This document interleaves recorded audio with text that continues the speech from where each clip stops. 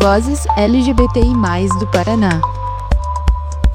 Meu nome é Laís Vasconcelos, eu tenho 38 anos, eu sou nascida aqui em Guarapuava mesmo, eu sou uma mulher lésbica, eu me identifico como branca, sou uma mulher cis. Então eu nasci aqui em Guarapuava, eu sou nascida e criada no bairro Santana, minha família é de lá. Eu fui criada pela minha mãe, pela minha avó, a minha mãe é mãe solo, eu tenho outros 2 irmãos. A gente veio de um contexto bem de pobreza, era uma situação, nunca chegamos, né, assim, a passar grandes dificuldades, passar fome, mas a minha mãe e a minha avó sempre trabalharam muito e vivemos sempre num contexto assim de muita luta, muita briga para sobreviver. Entre eu e os meus irmãos, eu fui a única que engajei nos estudos, que fiz faculdade. Os meus irmãos nunca gostaram muito, tanto que hoje que um deles está cursando faculdade e tal, sabe? Aí já avançando um pouquinho para a adolescência, você se percebeu como mulher lésbica desde cedo? Como que foi? Sofreu lesbofobia? Geralmente porque geralmente as pessoas nos dizem que a gente é antes da gente saber. Né? Eles chamam de viadinho antes da gente se identificar como gay, sapatão antes de se identificar como lésbica. Então, eu sempre fui meio moleque, assim. Como eu tinha irmãos, eu estava sempre brincando com os meninos, estava jogando bola, jogando bete, correndo pela rua. Era uma criança sujinha. E eu demorei muito a me entender a minha sexualidade. Havia um pouco de preconceito na minha família, mas até em relação aos meus irmãos, porque um dos meus irmãos é um menino hétero, mas era um menino educado e delicado. E a minha mãe brigava muito com ele, falava que não queria viado dentro de casa. E talvez isso tenha se transferido um pouco para mim, embora ela nunca tenha usado essas palavras comigo. Na minha adolescência, eu fui uma heterossexual compulsória, eu tive ali um ou outro namoradinho, demorei muito a entender as admirações que eu tinha por mulheres, as grandes amizades que eu fazia, as admirações que eu tinha pelas minhas amigas. Então, hoje eu entendo que era, né, por questão de sexualidade mesmo, e naquela época eu não entendia. A minha adolescência foi assim bem difícil de trabalhar essa questão, e principalmente porque minha adolescência foi nos anos 90 também, né? Então a gente não tinha assim muitas referências, né, de pessoas de mulheres lésbicas, né, naquela época. A única mulher lésbica que eu conhecia era uma mulher. Hoje ela é um homem trans e ela sofria muito, ele, né, sofria muito preconceito. Eu lembro que eles falavam, fulana 6 meses é homem, 6 meses é mulher, fulana é um caminhoneiro, não sei o quê. E isso era uma referência muito, muito ruim, né? Era muito impactante, assim. Então talvez isso também tenha contribuído para que eu não conseguisse expressar a minha sexualidade, né? Eu fui realmente entender e compreender melhor a minha sexualidade depois que eu me casei, tive filhas e me separei. Então, só então que eu consegui pensar durante esse processo do casamento, onde eu estava num casamento que não era um casamento ruim. O meu marido, ex-marido, né, me dava uma vida boa, vamos dizer assim, não tinha grandes problemas com ele, e mesmo assim eu não estava feliz, não estava bem nesse casamento, estava em depressão, tomando remédio, e eu não conseguia entender o porquê. E a partir do momento que eu consegui começar a entender melhor a minha sexualidade e entender que eu precisava me separar e sair desse casamento, foi que eu consegui compreender melhor a minha sexualidade e até aceitar para mim mesma, porque foi um processo bem difícil. até durante a separação eu sofri violência psicológica, violência física também, mas acho que a violência psicológica me abalou muito porque ele dizia que eu era uma aberração, que eu nunca ia conseguir cuidar das nossas filhas por causa desse jeito que eu era, sabe? Ele usava essas palavras. Então isso fez com que eu demorasse muito a conseguir ter essa liberdade, assim, de ser quem eu sou, sabe? Você já está num relacionamento, eu não sei como foi esse teu processo, então, se você quer falar um pouco sobre esse teu processo de estar num relacionamento com um homem, término do relacionamento? Sim. Eu fui casada durante 7 anos. Eu me casei com 20 anos, era uma criancinha. E o meu ex-marido era quase 20 anos mais velho que eu.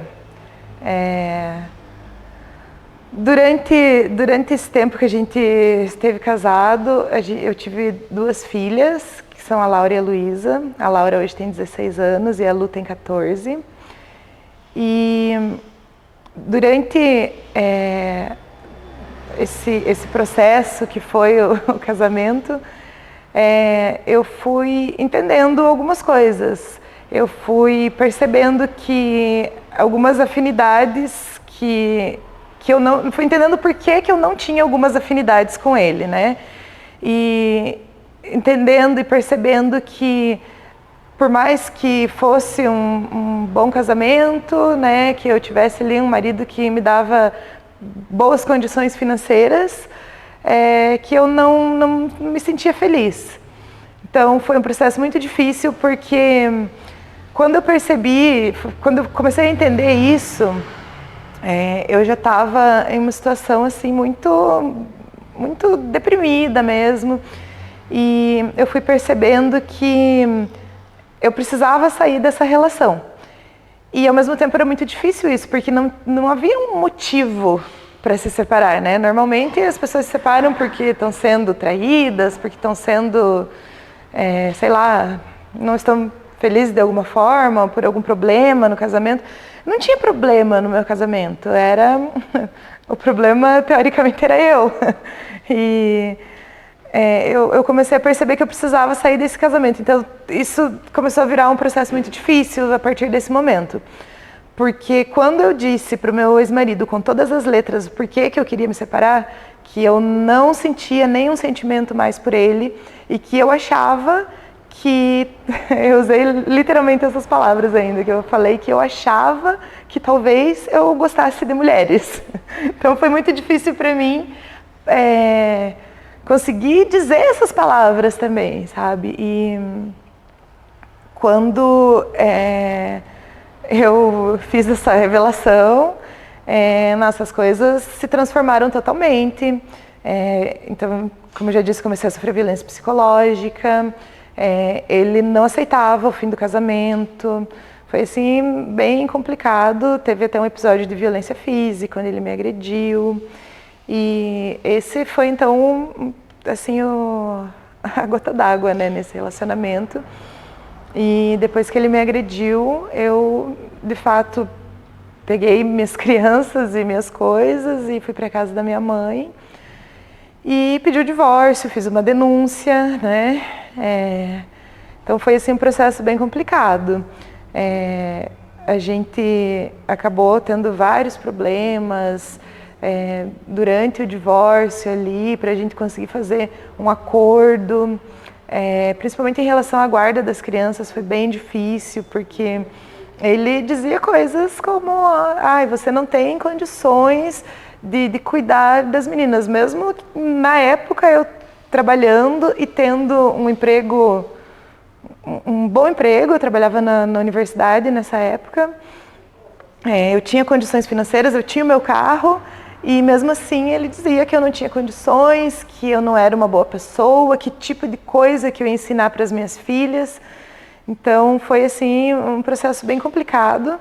Às vezes ainda hoje, já fazem 10 anos que a gente está separados, e às vezes ainda temos dificuldades de comunicação, temos dificuldades de se relacionar assim com pessoas, porque ele ainda tem bastante preconceito e às vezes fala coisas para as minhas filhas que elas mesmas têm que rebater e dizer que ele está errado, porque ele ainda tem um preconceito muito grande e imagino que não aceite ainda bem essa situação, sabe, de ter sido não trocado, porque não foi trocado, né, mas de ter perdido ali a sua posse, né, da sua mulher e depois essa posse dele ter se transformado, né, ter virado algo que ele não conhecia. Então foi bem complicado.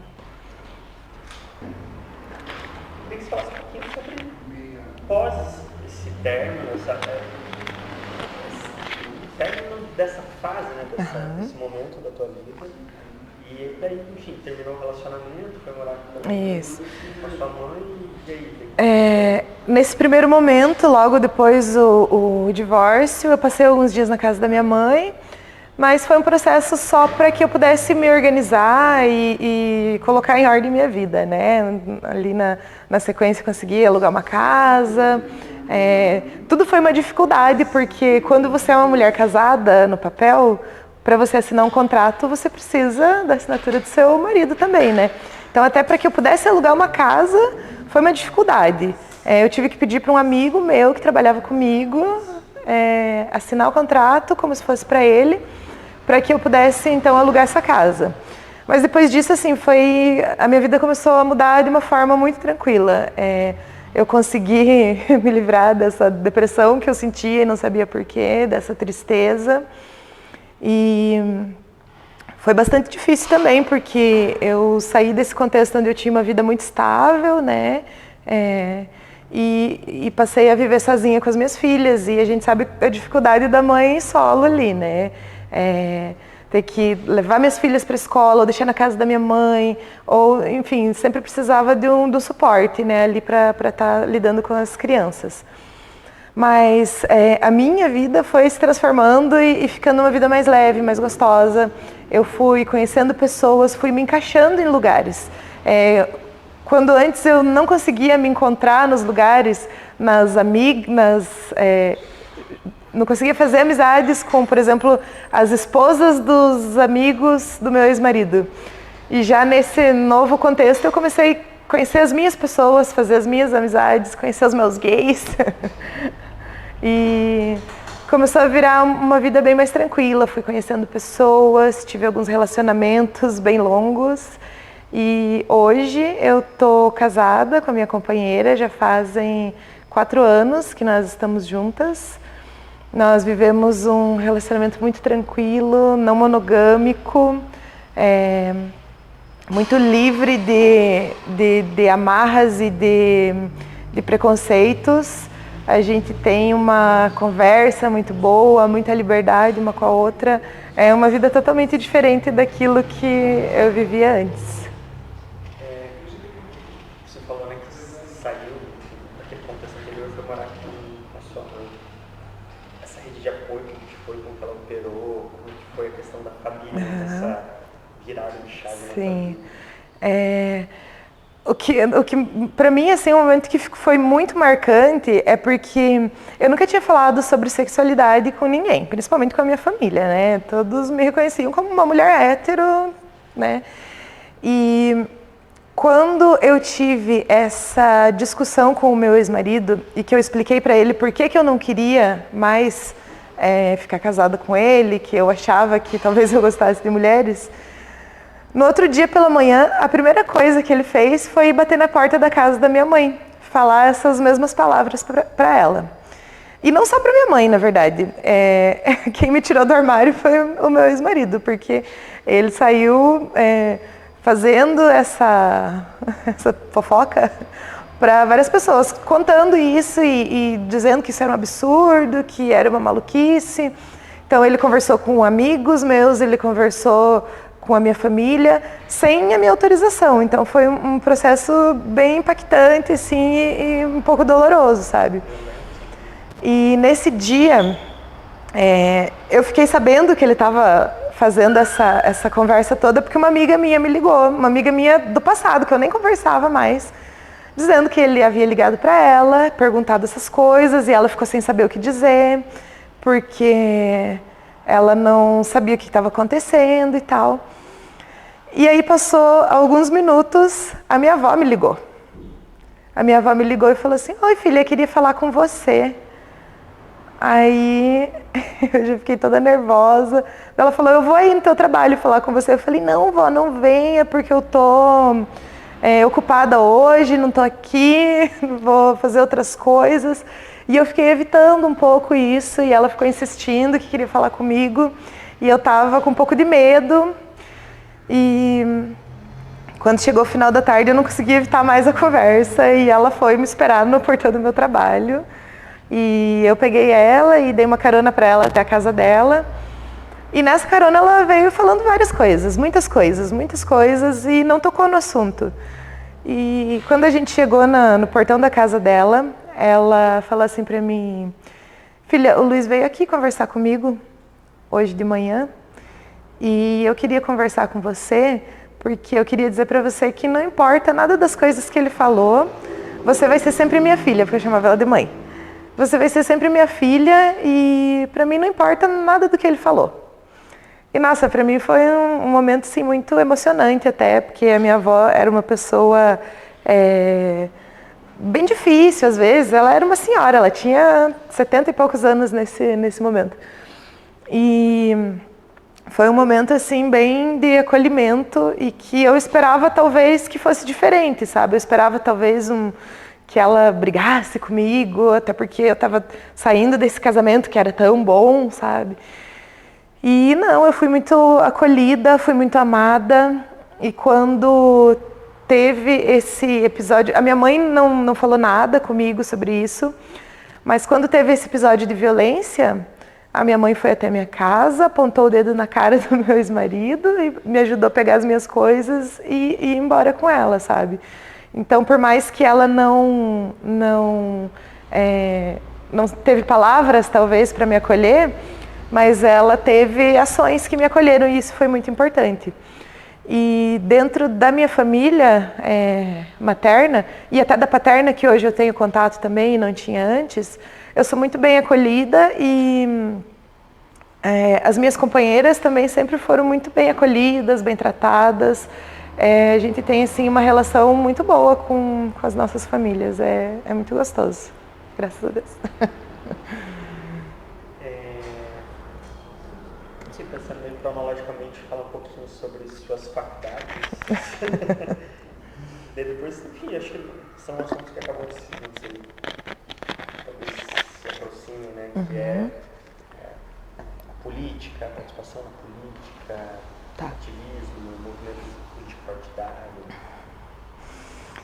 Então, a minha primeira faculdade, quando eu entrei na graduação pela primeira vez, foi lá em 2004.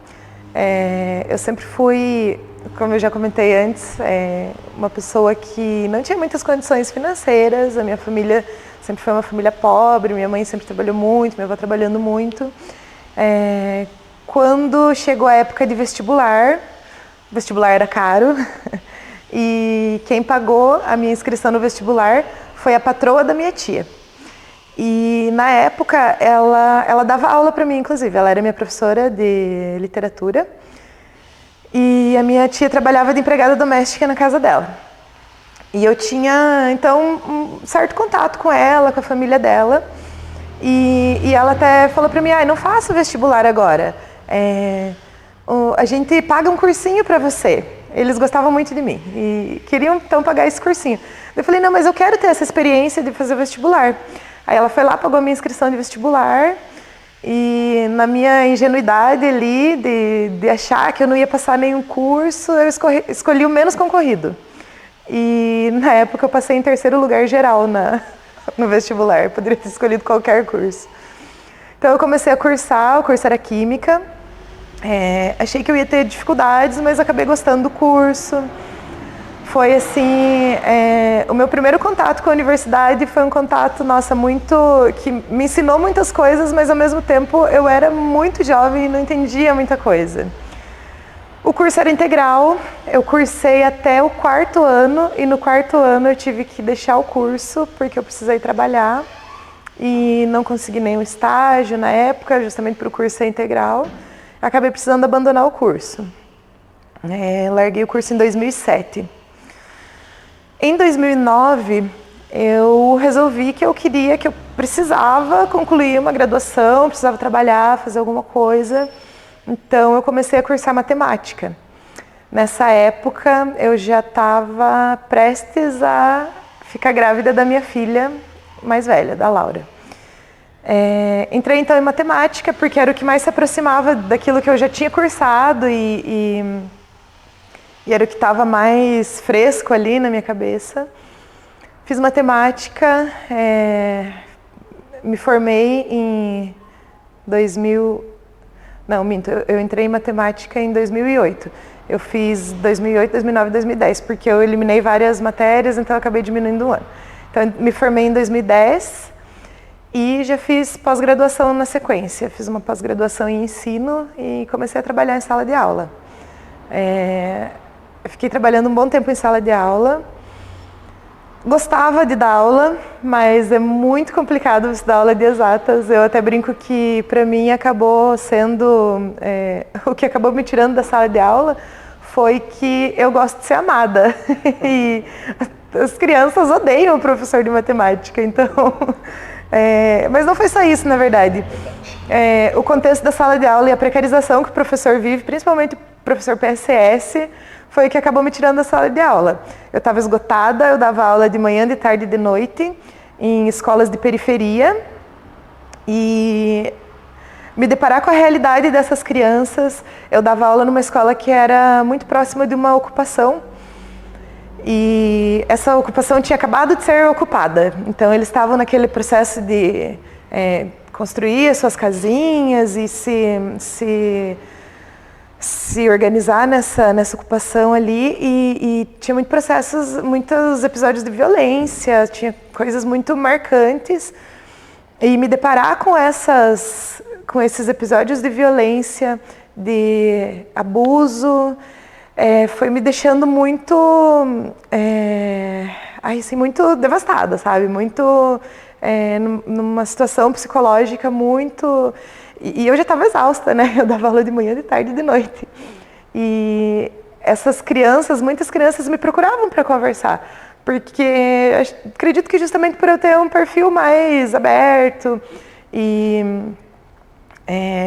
um dos meninos, por exemplo, que foi apontado para mim como sendo um dos piores daquela turma, era um menino que morava na ocupação, que era abusado pela mãe, pelo pai, que sofria violência, e ninguém conseguia ver isso, sabe? E todo esse contexto de violência que eu fui me aproximando tanto, foi me deixando muito abalada, de uma forma que quando chegava perto do horário de ir para a escola, dar aula, eu estava passando mal, eu estava tremendo, eu estava suando, eu não entendia que isso era uma crise de ansiedade, né?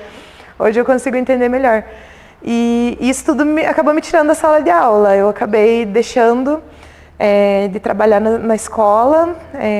Na época fiz um teste seletivo, fui trabalhar na Unicentro como agente universitária, porque eu precisava me esconder um pouco e me fechar e ficar na frente de um computador trabalhando sozinha numa sala, porque eu não estava mais conseguindo...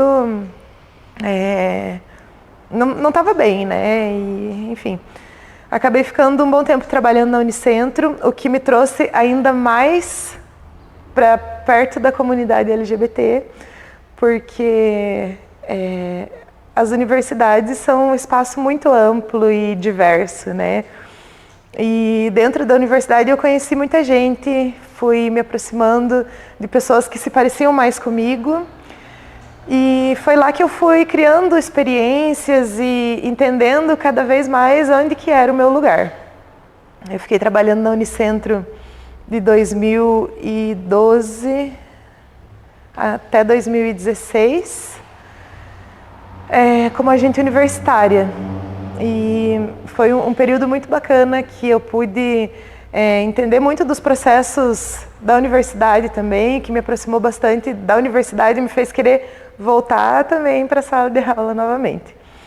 Ainda assim, demorei um pouco para me organizar, saí da Unicentro em 2016, quando o Beto Richa fez um corte de assessores. Na época eu tinha entrado como agente universitária, mas depois passei para um cargo de assessoria, né? Eu trabalhava no financeiro. E quando teve nessa época esse corte das assessorias, eu acabei caindo ali também. Aí foi uma época muito difícil, fiquei um bom tempo desempregada, porque nessa época eu já me reconhecia como uma mulher lésbica, já tinha esse perfil, né, que eu tenho hoje, já tinha mudado meu cabelo, mudado as minhas roupas, então me adequar no mercado de trabalho foi muito difícil. Fiquei um bom tempo sem trabalhar, acabei trabalhando em empregos muito precarizados, onde eu ganhava pouco, era maltratada. Passei um bom tempo empreendendo de forma individual.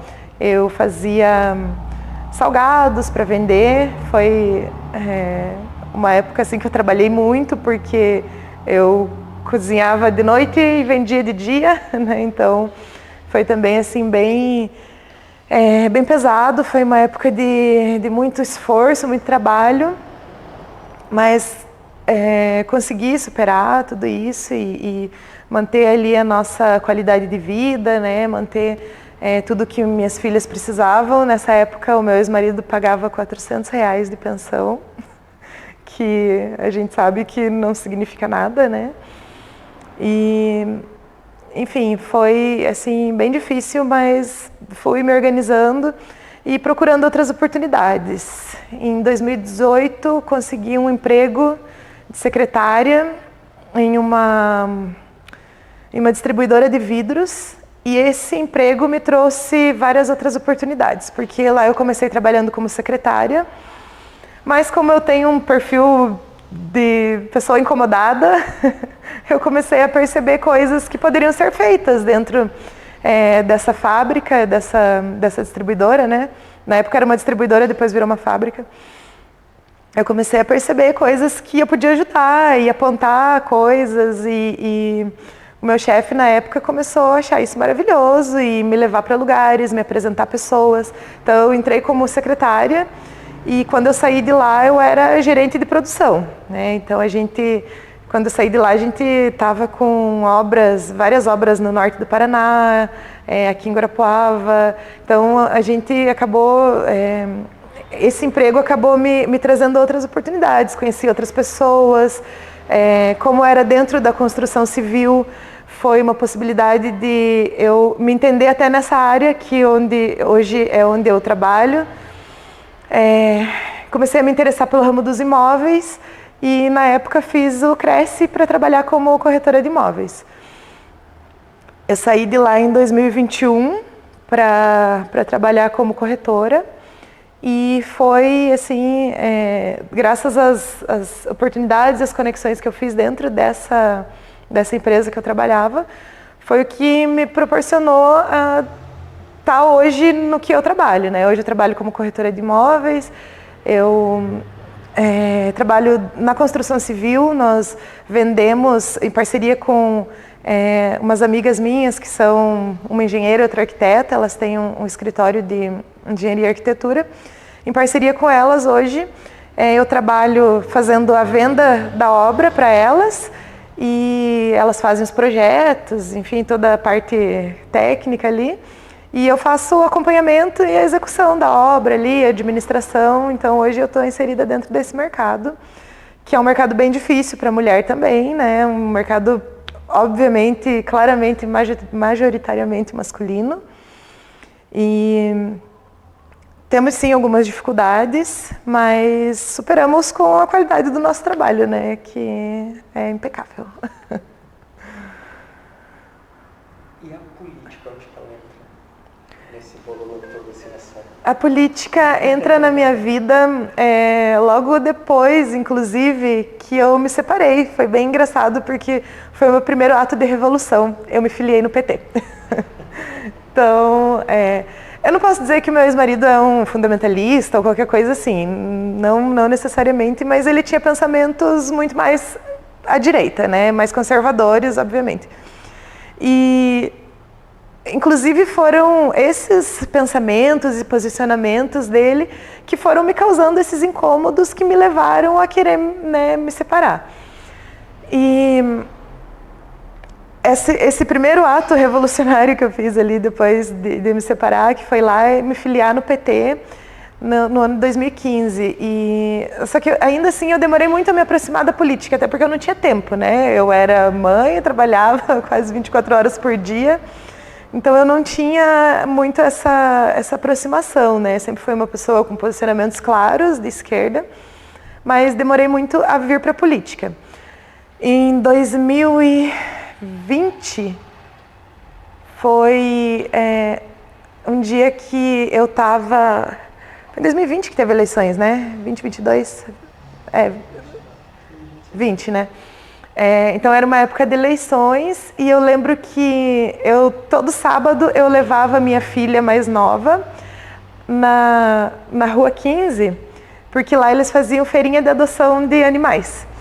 E a minha filha dizia que ela precisava muito ir lá todos os sábados para dar carinho para esses animais, porque eles não tinham ninguém. Então, todo sábado eu levava minha filha nessa feirinha. Eu imagino que era época de campanha, porque eu lembro que estava o carrinho da professora Terezinha na 15. E quando eu passei por lá, eu fiquei toda animada de ver petistas, né? E conversei com elas ali um pouquinho. E eu lembro que foi a Vanderlei, a esposa do Dr. Antenor, falou para mim: nossa, menina, venha pro PT, não sei o quê. E fez toda uma coisa, assim, um convite. E eu falei: tá, eu vou. Daqui a pouco eu volto conversar com vocês. Mas a minha filha ficou ali toda entretida com os bichinhos e eu acabei, na hora que eu voltei, elas já não estavam mais lá. Mas na época eu tinha alguns amigos que já participavam dos movimentos e tal. E normalmente eu participava quando tinha alguma manifestação, alguma coisa nesse sentido. Então eu pedi para uma amiga minha que era já militante, e falei: me aproxima do PT, me leva para as reuniões que vocês fazem, não sei, quero participar. E aí foi que ela me passou o contato da Neuza, que era presidente, que é ainda presidente do PT. E a Neuza me explicou como que funcionava, me convidou para ir para as reuniões, e foi a partir desse momento que eu comecei a participar mais. Na campanha para presidente, na última campanha para presidente do Lula, eu estava já bem ativa na militância, participando forte, indo para a rua, fazendo caminhada, fazendo campanha. Fiz campanha para Terezinha, fiz campanha para Cris, fiz campanha para Antenor. Então foi onde eu comecei a ter mais engajamento com o partido. No ano passado, em 2023, se não me engano, 23 ou 24, a gente precisava fazer a recomposição do diretório municipal. E nesse momento eu fui convidada para participar, né, da diretoria. Fiquei muito honrada com o convite. Fui convidada para ser secretária de formação. E, nossa, para mim foi sensacional. Foi um momento em que eu pude estar muito mais ativa dentro do partido, pude levar as minhas opiniões, né, porque a Secretaria de Formação ela está dentro da executiva do partido, né, e onde a gente realmente toma decisões e faz a política acontecer, né. Então, para mim foi um momento muito bacana poder participar das decisões do partido. E em 2024, quando estávamos iniciamos as conversas para reconhecer então os pré-candidatos e fazer toda essa formação ali que seria necessária para os candidatos, até para eles entenderem como que seria o processo, eu comecei a fazer dentro do partido com alguns colegas esses cursos de formação para pré-candidatos, né? Então a gente fazia ali alguns encontros nos sábados. Então começamos a fazer esses cursos ali para pré-candidatos, onde a gente explicava o processo, as nossas vereadoras eleitas vinham trazendo a visão delas, né, de como que era. Eu fiz alguns cursos ali explicando a parte burocrática, a parte de documentação. E no final desse processo, o pessoal olhou para mim e falou: agora que a senhora deu os cursos, vamos lá também, né? Então, ser candidata. E para mim foi um pouco... assim, fiquei muito honrada novamente com esse convite, mas fiquei com muito medo, porque eu sei que se para uma mulher todas as coisas já são mais difíceis, toda a exposição que seria ser candidata e ser candidata pelo PT seria ainda mais difícil, né? Então, para mim. Pensei muito, conversei muito com a minha companheira. Minha companheira tem toda uma vivência na política também, porque a família dela, que é do município vizinho aqui, do Pinhão, já tinha passado também por todo esse processo da política. O pai dela foi candidato. E esse município, que é nosso município vizinho, as coisas na política são bem complicadas lá. Então, para ela e para a família dela, a política tinha sido um espaço muito doloroso. E ela se colocou totalmente contra no primeiro momento. E foi um trabalho assim que foi bem... teve que assim, ter muita flexibilidade, conversa, para que a gente pudesse chegar num consenso e entender o quanto seria importante a representação e saber todos os cuidados e deixar muito claro para nós todos os cuidados que a gente precisava tomar, né? Não ficar triste, não brigar com os amigos e principalmente não fazer dívidas, né? Porque a gente sabe que a política também é um espaço que a campanha exige, né? Esse comprometimento financeiro também. Quando eu disse esse sim para a política, esse sim para o PT, eu sabia que era uma escolha de vida, porque o lugar que eu estou inserida no mercado de trabalho é um mercado majoritariamente de direita também. E até então eu performava um papel que agradava os olhos dos empresários. Eu era uma mulher que estava ali arrumadinha, que não falava da minha sexualidade, que sabia lidar com eles e tratar dos assuntos técnicos, assim como sabia me portar ali dentro desse mercado. E eu sabia que a partir desse momento eu estava tomando uma decisão que poderia impactar financeiramente na minha vida. E, de fato, aconteceu. A campanha foi um momento bem... muito gostoso, onde eu aprendi muitas coisas. Foi um lugar assim, foi uma escola, sabe? Tanto em relação às coisas que eu aprendi sobre pessoas, quanto a coisas que eu aprendi politicamente e partidariamente também. A minha campanha foi uma campanha muito bacana, muito bonita e muito inclusiva e acolhedora. Mas foi assim um momento de muita troca, sabe? Eu tive muitos amigos junto comigo que me deram a mão, que trabalharam comigo, em especial um amigo que esteve comigo desde o começo, que pegou na minha mão e assumiu a campanha junto comigo, que foi o Iago, que a gente nem era tão amigo antes, mas isso fortaleceu muito a nossa relação de amizade. Então, a gente fez uma campanha assim que, nossa, se espalhou pela cidade inteira e criou um impacto tão forte que um candidato da direita, que inclusive está eleito hoje, um dos cabos eleitorais dele, começou a me mandar recadinhos, ameaças, dizendo que eu não podia ir em tal bairro, que eu estava estragando o trabalho deles lá, que esse trabalho custava dinheiro e que não era para eu desfazer esse trabalho, sabe? E um certo dia, em uma caminhada que a gente estava fazendo no bairro Jardim das Américas, esse cabo eleitoral desse candidato falou para uma colega nossa o que eu estava fazendo lá e que ele estava indo buscar umas mulheres para me dar um cacete, nessas palavras. E eu sou uma pessoa que eu demoro um pouco a acreditar que as pessoas são capazes de fazer certas coisas. Então eu não dei muita atenção ali. Mas, de fato, a ameaça foi uma ameaça grave. Ele pegou o carro dele e saiu para buscar essas supostas pessoas que iam me bater.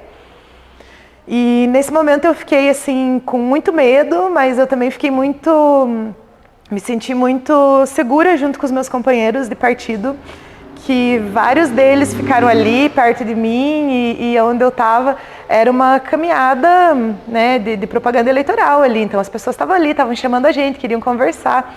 E esse era um bairro onde eu tinha uma inserção muito boa. Então, todo mundo me chamava. Todo mundo, olha Laís, vem aqui. Enfim. E nesse momento, os companheiros iam tudo lá pertinho e ficavam ali esperando, cuidando, até que eu saísse dali. E, enfim, eu me senti protegida nesse momento. Fui orientada a fazer uma denúncia e levei, sim, para a Polícia Federal. Fiz uma denúncia e hoje esse processo está ainda em andamento. Não sei ainda no que vai terminar, espero que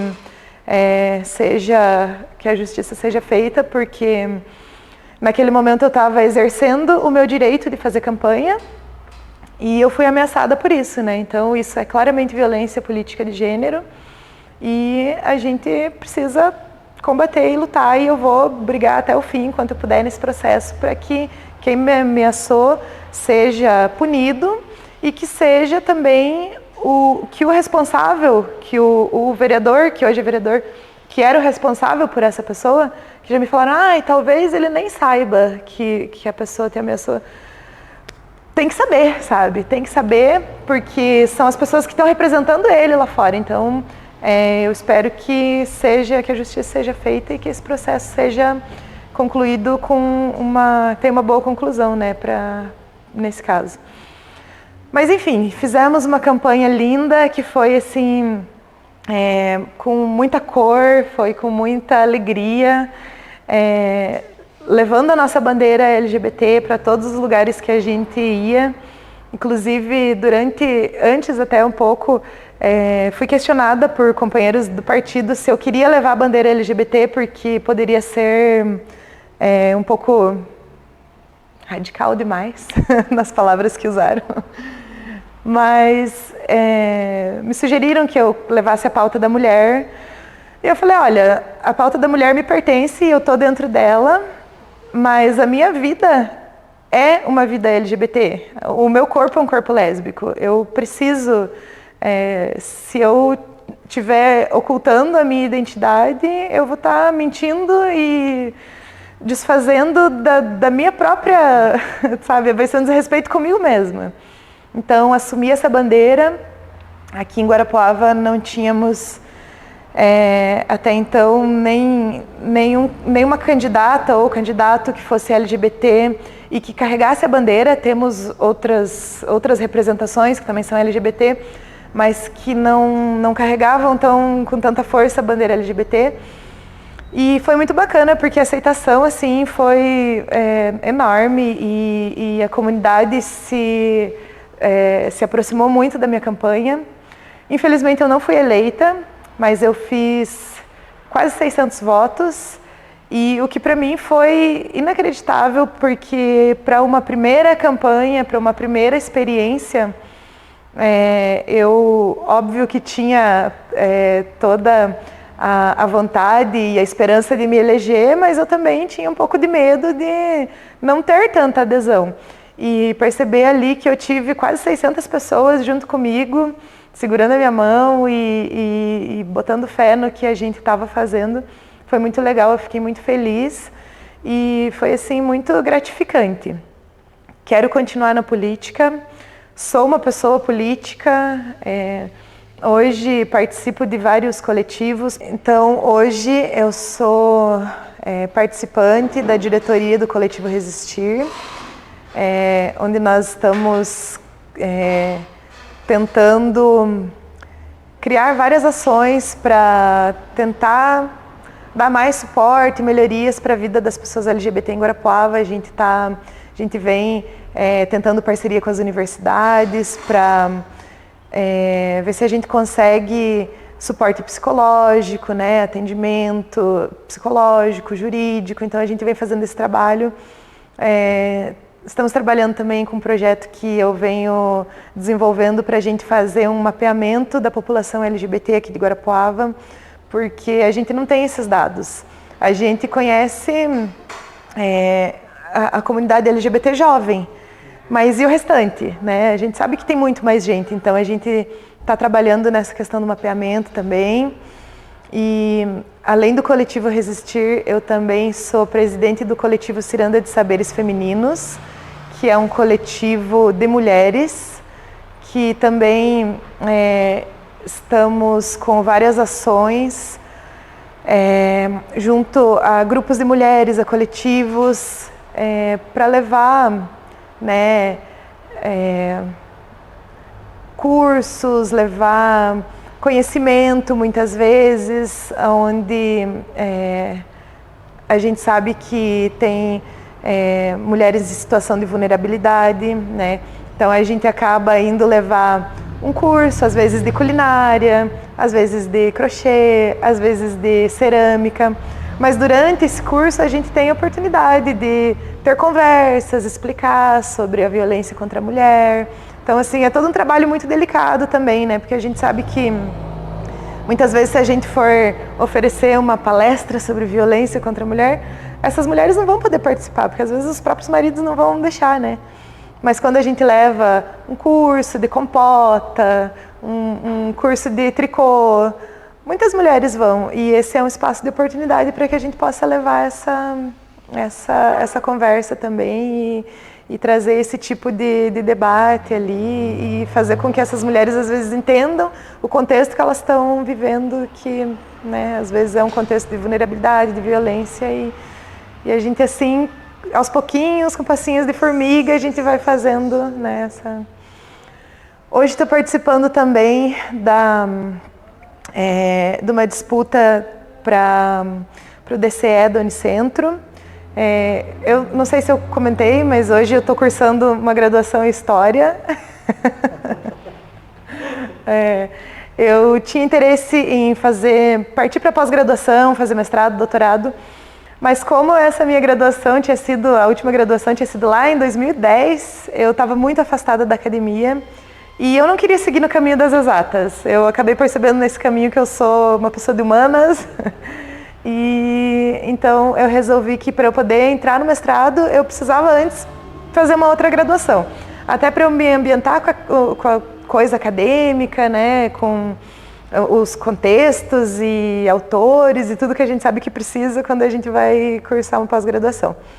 Iniciei em 2023 a graduação em História, hoje eu estou no 3º ano.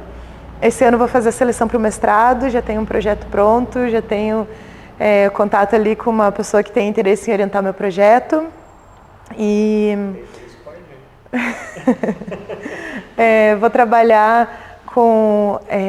quero levar esse contexto do mapeamento LGBT para essa pesquisa de mestrado. A minha professora, que hoje é orientadora da IC, né? Quando eu levei para ela essa proposta, ela ficou, nossa, bem animada. Falou que a gente pode sim trabalhar e entender e trabalhar até, como eu sou da história, né, trabalhar o contexto da memória também, né, que é muito importante. Hoje já estou iniciando mais uma pesquisa na IC, que vai trabalhar um pouco do contexto da memória da população LGBT aqui nos anos 90. E estou preparando melhor e deixando esse projeto assim mais redondinho para que lá em agosto eu possa fazer a seleção de mestrado e ser aprovada. E como eu estou então na graduação, fui convidada para participar da chapa, de uma das chapas do DCE, né, para a disputa do DCE, que é um movimento que é muito importante dentro da universidade e aqui na Unicentro está morto há muitos anos, não tem DCE. Nós temos vários centros acadêmicos, inclusive eu faço parte do Centro Acadêmico da História. E em conjunto ali com alguns colegas, então fizemos uma chapa que chama Canto de Coragem.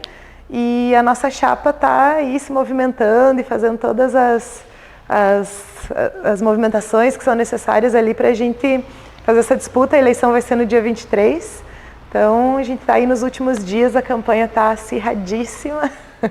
Somos muito competitivos, né? Então Está sendo um momento bem bacana também de viver toda essa experiência, tanto dentro, levando a política dentro da universidade, que é um espaço político, é um espaço de luta, né? A gente sabe a dificuldade de muitos alunos de estar lá dentro. A gente vê ali, por exemplo, hoje a Unicentro está sem RU. E não tem um movimento acadêmico, um movimento estudantil para ir lá e brigar e fazer essa luta ali.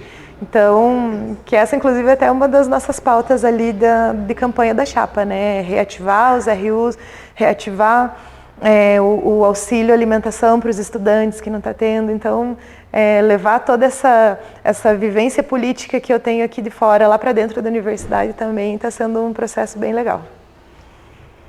A gente criou, acho que você é a 21ª entrevista que eu sou entrevistada. A gente criou uma tradição que tem a Bruna Benevides, que é presidente da ANTRA, né, Associação Nacional de Pessoas Trans e Travestis, e ela tem um texto em que ela fala que nós somos os ancestrais do futuro. Então, a gente trilha o caminho que foi pavimentado pelos que vieram antes da gente, e a gente pavimenta o caminho dos que virão depois. Ou para os que estão aqui agora também. Uhum. Então a gente brinca não é uma brincadeira, mas uma provocação, né? Que você deixe registrada, né? Uma vez que a gente está gravando essa conversa, a ideia da produção desse registro é que ele seja disponibilizado e acessado. Uhum. Quem sabe no futuro alguém veja essa gravação, que você gostaria que essas pessoas, ou essa pessoa, ouça de você, que você fala para os que aqui estão e para os que virão. Uhum. O que eu deixo, então, para os nossos ancestrais do futuro? Eu acho que a palavra é resistência, né? A nossa vida é resistência, né? A gente vem de uma longa caminhada e daqueles que já vieram antes, né? Antes de nós. E eu penso que nós precisamos estar sempre unidos, principalmente. A nossa comunidade precisa dar as mãos, de fato, estar juntos e resistir, sempre lutar. Todos os espaços para nós são espaços de luta, eles não são dados a nós de graça, né? Então, nós precisamos sempre lutar por esses espaços, brigar, ocupar esses espaços e resistir. Nunca é fácil, nunca vai ser fácil e a gente está aqui para isso. Se hoje eu estou lutando, é para que a minha filha e os amigos da minha filha e todos os outros que virão depois possam ocupar esses espaços, talvez com um pouco mais de facilidade do que a gente teve. Então, acho que eu deixo isso, sabe? Luta, resistência e ocupem os espaços, porque se a gente não ocupar, outras pessoas vão estar ocupando. E a gente precisa das nossas representações fortes, firmes. É basicamente isso.